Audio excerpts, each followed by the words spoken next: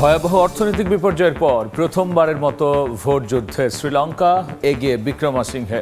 যুক্তরাষ্ট্রের ৪৭তম প্রেসিডেন্ট নির্বাচনের আগাম ভোট গ্রহণ শুরু। পশ্চিমবঙ্গে সিবিআই দপ্তরের সামনে চিকিৎসকদের ব্যাপক বিক্ষোভ, হত্যাকাণ্ডের ন্যায় বিচার দাবি। হাসপাতালের জরুরি পরিষেবায় ফিরলেও আন্দোলন চালিয়ে যাওয়ার ঘোষণা। এবং যুক্তরাষ্ট্রে আজ বসছে কোয়াডের শীর্ষ সম্মেলন, থাকবেন ভারত, জাপান, অস্ট্রেলিয়ার সরকার প্রধানরা। মোদি বাইডেন বৈঠকে গুরুত্ব পেতে পারে বাংলাদেশ প্রসঙ্গ।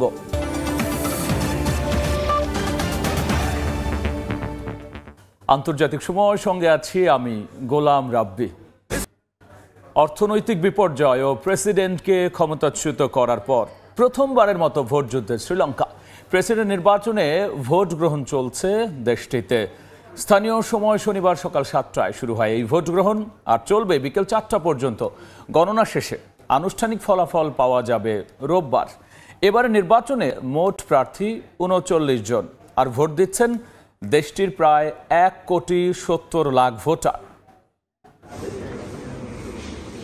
শুরু হয়েছে দক্ষিণ এশিয়ার দ্বীপরাষ্ট্র শ্রীলঙ্কার প্রেসিডেন্ট নির্বাচনের ভোট গ্রহণ। দেশটির ইতিহাসে সবচেয়ে ভয়াবহ অর্থনৈতিক সংকটের পর প্রথম নির্বাচন এটি। স্থানীয় সময় শনিবার সকাল ৭টায় শুরু হয় ভোট গ্রহণ। সময় গণনার সঙ্গে সঙ্গে বিভিন্ন কেন্দ্রে বাড়তে থাকে ভোটারদের ভিড়। আনুষ্ঠানিক ফলাফল জানা যাবে রোববার।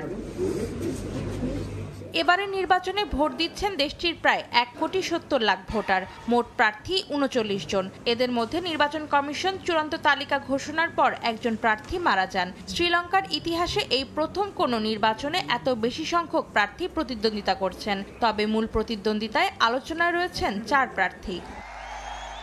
প্রেসিডেন্ট হওয়ার দৌড়ে এগিয়ে আছেন বর্তমান president Ranil Wickremesinghe.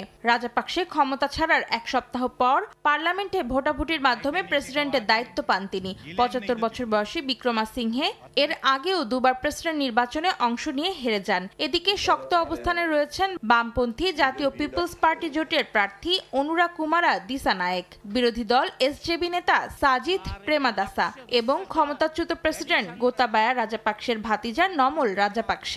We should have honest government with good governance so that people will have confidence without corruption or anything. It should be a good government with good honest people in good places, and professionals should manage the finances and the military stuff and all that without being politicized. Whoever comes, I think they have to think about the country and the people who live here, because everyone is having a hope, thinking that okay, the person who's going to take the next step, so he will do something to the country, even for the people.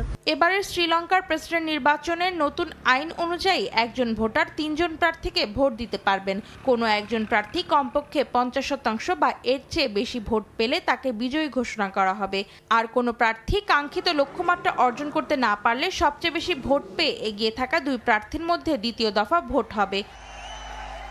২০২২ সালে এক অর্থনৈতিক সংকটের মধ্যে প্রেসিডেন্টের দায়িত্ব পান রনিল বিক্রমাসিংহে। এরপর দেশটির জনগণ প্রথমবারের মতো নতুন নেতা বাছাইয়ের সুযোগ পাচ্ছেন। এবারের নির্বাচনকে দেশটির ভবিষ্যৎ অর্থনৈতিক সংস্কারের নির্ধারক হিসেবে মনে করছেন কেউ কেউ। অন্তরা সেন, সময় সংবাদ। যুক্তরাষ্ট্রের প্রেসিডেন্ট নির্বাচনের আগাম ভোট গ্রহণ শুরু হয়েছে। স্থানীয় সময় শুক্রবার ইমেইলের মাধ্যমে ভোট দেওয়া শুরু করেন মিনেসোটা, সাউথ ডাকোটা ও ভার্জিনিয়া অঙ্গরাজ্যের বাসিন্দারা। যেসব ভোটার ভোটের দিন উপস্থিত হতে পারবেন না, তাদের জন্যই মূলত এমন ব্যবস্থা। তবে বিশেষজ্ঞরা বলছেন, আগাম ভোট পদ্ধতির কারণে যোগ্য প্রেসিডেন্ট নির্বাচনে পড়তে পারে প্রভাব। ৫০ দিনেরও কম সময় বাকি যুক্তরাষ্ট্রের ৪৭তম প্রেসিডেন্ট নির্বাচনের। স্থানীয় সময় শুক্রবার মিনেসোটা, সাউথ ডাকোটা ও ভার্জিনিয়া অঙ্গরাজ্যে শুরু হয় আগাম ভোট গ্রহণ। ইমেইলের মাধ্যমে এই ভোট দিতে পারবেন ৩ অঙ্গরাজ্যের বাসিন্দারা। অক্টোবরের মাঝামাঝি সময় আরো অনেক অঙ্গরাজ্য চলে আসবে আগাম ভোটের আওতায়। বিশেষ করে যেসব ভোটার ভোটের দিন উপস্থিত হতে পারবেন না, তাদের জন্যই এই আগাম ভোটের ব্যবস্থা। তবে যুক্তরাষ্ট্র জুড়ে ৫ নভেম্বর ভোট গ্রহণ শেষে একযোগেই প্রকাশিত হবে এসব ভোটাভুটির ফল। এই আগাম ভোট শেষ হবে 2 নভেম্বর। এরই মধ্যে রেজিস্ট্রার অফিস সহ অনেক কাউন্টিতে অন্তত একটি করে ভোট দেওয়ার বুথ খোলা হয়েছে। ভার্জিনিয়ার ভোটাররা 15 অক্টোবরের মধ্যে রেজিস্ট্রার অফিসে ব্যক্তিগত ইমেইল অথবা অনলাইনের মাধ্যমে ভোট দিতে পারবেন। তবে নির্দিষ্ট সময়সীমা পার হওয়ার পরও বিভিন্ন কারণে যারা ভোট দিতে পারবেন না তাদের বিষয়টি বিবেচনা করা হবে বলে জানিয়েছে স্থানীয় কর্তৃপক্ষ। নির্বাচনের দিন সন্ধ্যা 7টার মধ্যে ব্যক্তিগতভাবে জমা দিতে হবে ইমেইল ব্যালট, আর ডাকযোগে পাঠালে 8 নভেম্বর দুপুরের মধ্যে রেজিস্ট্রার অফিসে পাঠাতে হবে ভোটারদের মূল্যবান রায়। একই দিন স্থানীয় সময় সকাল 8টায় শুরু হয় মিনেসোটার মিনিয়াপোলিস শহরের আগাম ভোট গ্রহণ। এদিন ভোটারদের উপস্থিতি ছিল চোখে পড়ার মতো। বিভিন্ন বয়সের বাসিন্দাদের দেখা যায় আগাম ভোট গ্রহণ উৎসবে অংশ নিতে। I don't think we should have someone who is obviously crazy as president of the United States. That seems so clear to me. এদিকে নির্ধারিত কর্মঘণ্টার মধ্যে ব্যালট পেপার বা ইমেইলের মাধ্যমে স্থানীয় কাউন্টি অডিটর অফিসে ব্যক্তিগতভাবে ভোট দিতে পারবেন সাউথ ডাকোটার বাসিন্দারা। ব্যালট সংগ্রহের শেষ সময় 4 নভেম্বর। মার্কিনদের মতে আগাম ভোট দেওয়ার এই ঐতিহাসিক রীতি অত্যন্ত ফলপ্রসূ। এতে ভোটের দিন অনুপস্থিত থাকা ব্যক্তিরা আগেভাগেই জানাতে পারেন নিজের সিদ্ধান্ত। তবে বিশেষজ্ঞদের কারো কারো মতে আগাম ভোট পদ্ধতির কারণে যোগ্য প্রেসিডেন্ট নির্বাচনে প্রভাব পড়তে পারে। মৌসুমীর সাথী, সময় সংবাদ। কর্মবিরতি আংশিক তুলে নেওয়ার কথা বললেও আন্দোলন চালিয়ে যাওয়ার ঘোষণা দিয়েছেন ভারতের পশ্চিমবঙ্গের জুনিয়র চিকিৎসকরা। শুক্রবার সিবিআই দফতরের সামনে ব্যাপক বিক্ষোভ করেছেন তারা। এ সময় দাবি জানিয়েছেন ন্যায় বিচারের। অন্যদিকে আজ থেকে বিভিন্ন হাসপাতালের জরুরি পরিষেবায় কাজ শুরু করলেও সব দাবি না মানা পর্যন্ত সাধারণ বিভাগে যোগ দেবেন না বলে জানিয়েছেন চিকিৎসকরা। সুব্রত আচার্যের রিপোর্ট, ছবি তুলেছেন বিশ্বজিৎ দাস। বৃহস্পতিবার সন্ধ্যায় ভারতের পশ্চিমবঙ্গ সরকারের সঙ্গে আবারও বৈঠকে বসেন আন্দোলনকারীরা। মমতা প্রশাসনকে বেশ কয়েকটি শর্তও দেন তারা। আগামীতে কোনো মেডিকেল কলেজ হাসপাতালে এ ধরনের কাণ্ড যেন না ঘটে সেটাও নিশ্চিতের দাবি জানানো হয়। রাজ্যের চলমান স্বাস্থ্য ব্যবস্থা ঢেলে সাজানোর আহ্বানও জানান বিক্ষোভকারীরা। পরে চলমান কর্মবিরতির আংশিক তুলে নেয়ার ঘোষণা দেন আন্দোলনরত জুনিয়র চিকিৎসকরা। শনিবার সকাল থেকে নিজ নিজ হাসপাতালের জরুরি চিকিৎসা পরিষেবায় অংশ নেবেন তারা। তবে বিচার সুনিশ্চিত না হওয়া পর্যন্ত আন্দোলন জারি থাকবে। প্রয়োজনে আবারও পূর্ণ কর্মবিরতিতে যাওয়ার হুঁশিয়ারিও দেন আন্দোলনকারীরা। এদিকে শুক্রবার বিকেলে কলকাতার সিবিআই দপ্তরের সামনে বিক্ষোভ দেখান জুনিয়র চিকিৎসকরা। এর আগে তারা স্বাস্থ্য ভবন থেকে পা মেলান প্রতিবাদ মিছিলে। জাস্টিস ফর আরজিকর স্লোগানে তখন মুখরিত কলকাতার আকাশ বাতাস। গণমাধ্যমের সামনে উগরে দেন তাদের ক্ষোভও। জানান আগামী দিনেও এই আন্দোলন চালিয়ে যাওয়ার কথা। আন্দোলন থামার কোনো প্রশ্নই নেই। ন্যায় বিচারের যে দাবি, সেই দাবি থেকে আমরা অনেক দূরে আছি। আমরা সিবিআই এর কাছে জানতে চাই যে এই তদন্তের গতিবিধি তদন্ত যাতে আরো দ্রুত হয়, যাতে এই থ্রেট কালচার পুনরাবৃত্তি না হয়, যাতে আরেকটা অবহেলা না হয়, এই ব্যাপারে কিন্তু সরকারের থেকে আমরা কোনো সদুত্তর এখনো পাইনি। গেল সোমবার মুখ্যমন্ত্রী মমতা বন্দ্যোপাধ্যায়ের সঙ্গে দীর্ঘ বৈঠকে কলকাতার পুলিশ কমিশনার সহ স্বাস্থ্য দপ্তরের বেশ কয়েকজন শীর্ষস্থানীয় কর্মকর্তাকে সরিয়ে দেওয়ার সিদ্ধান্ত নেওয়ার পর আন্দোলনকারী চিকিৎসকরা ধাপে ধাপে কাজে যোগ দেওয়ার সিদ্ধান্ত নেন। 9 আগস্ট কলকাতার আরজিকর হাসপাতালে রাতের ডিউটির সময় এক নারী চিকিৎসককে ধর্ষণ এবং হত্যা করা হয়। ওই ঘটনার প্রতিবাদে ফুঁসে ওঠেন গোটা ভারতের চিকিৎসক মহল। জুনিয়র চিকিৎসকদের সঙ্গে এই আন্দোলনে শরিক হন ভারতের সাধারণ মানুষও। তৃণমূল বিরোধী রাজনৈতিক দলগুলো এতে সমর্থন জানায়। সুব্রত আচার্য, সময় সংবাদ, ভারত।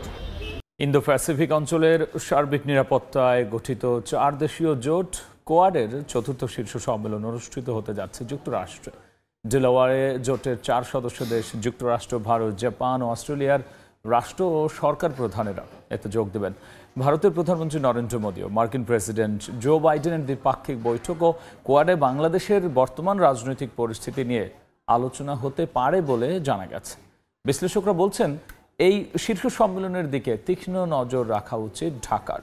যুক্তরাষ্ট্র থেকে হাসানুজ্জামান সাকির রিপোর্ট। ইংরেজি কোয়াড্রিল্যাটারাল, যার অর্থ চতুর্পক্ষীয়। ইন্দো প্যাসিফিক অঞ্চলের উন্নয়ন, অর্থনীতি ও নিরাপত্তায় 4 দেশ যুক্তরাষ্ট্র, ভারত, জাপান ও অস্ট্রেলিয়াকে নিয়ে গঠিত এই জোট বা স্ট্র্যাটেজিক গ্রুপ কোয়াড নামেই পরিচিত।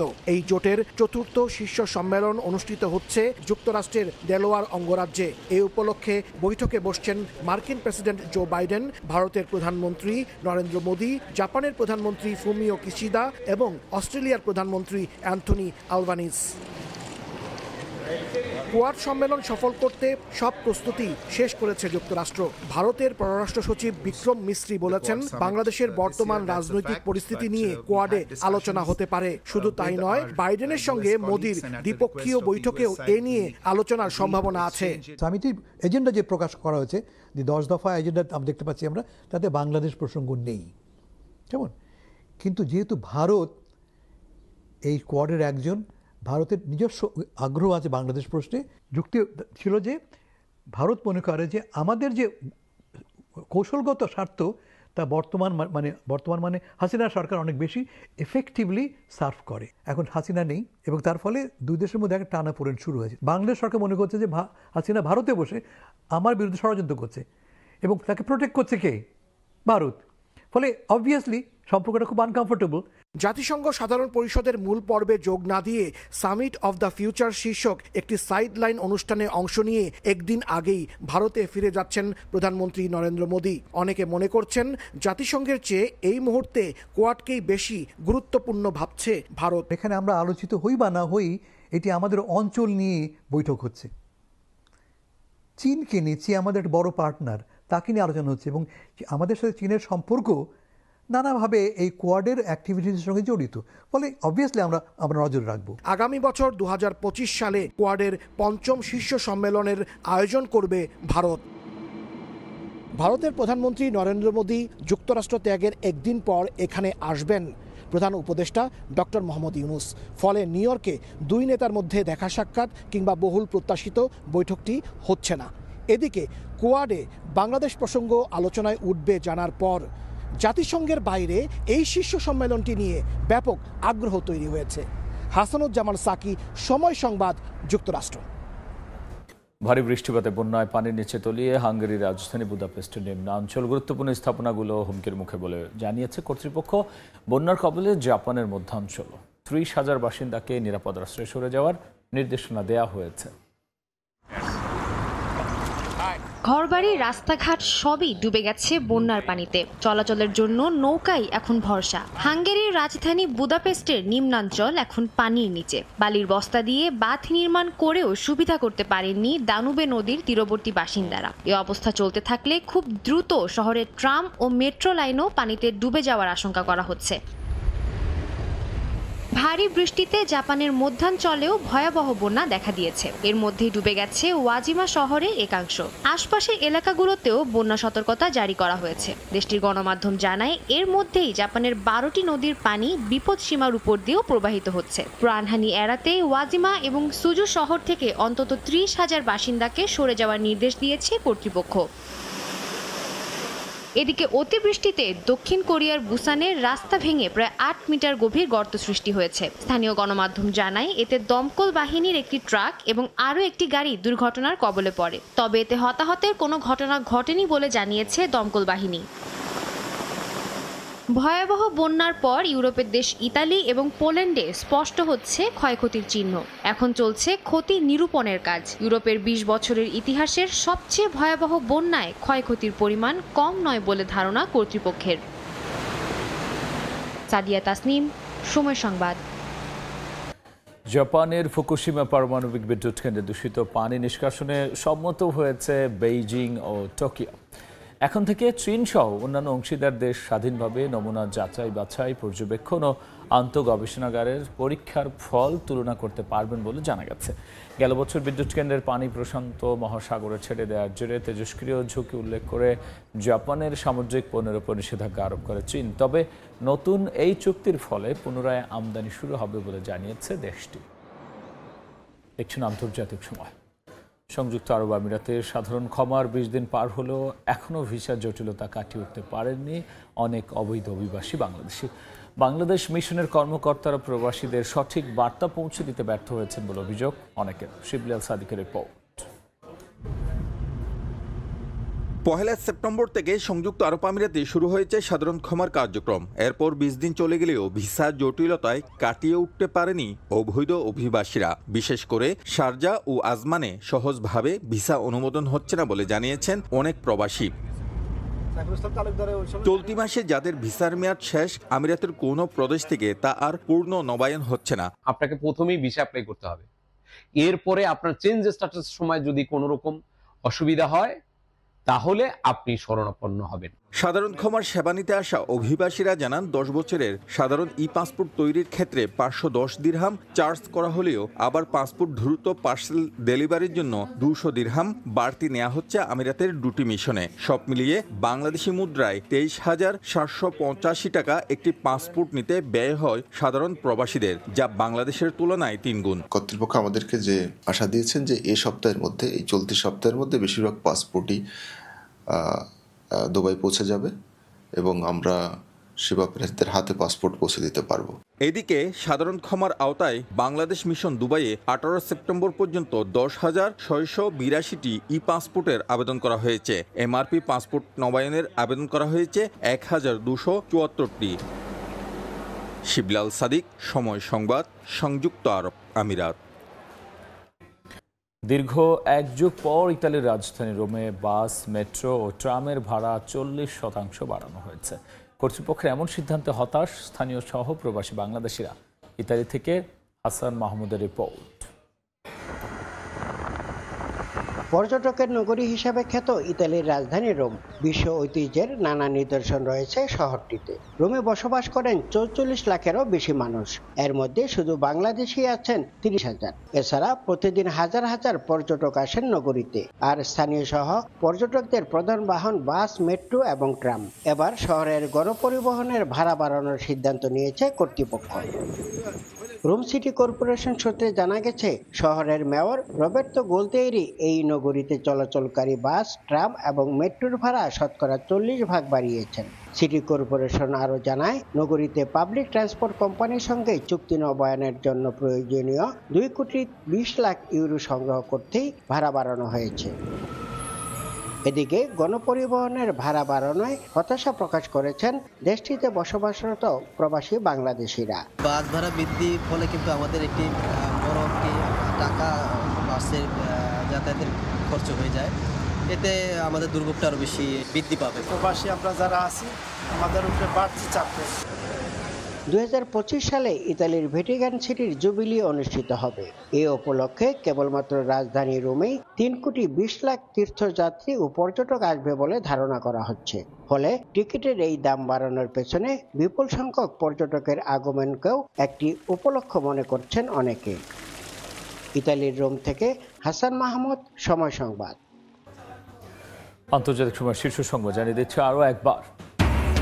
ভয়াবহ অর্থনৈতিক বিপর্যয়ের পর প্রথমবারের মতো ভোট যুদ্ধে শ্রীলঙ্কা। এগিয়ে বিক্রমাসিংহে। যুক্তরাষ্ট্রের 47তম প্রেসিডেন্ট নির্বাচনের আগাম ভোট গ্রহণ শুরু।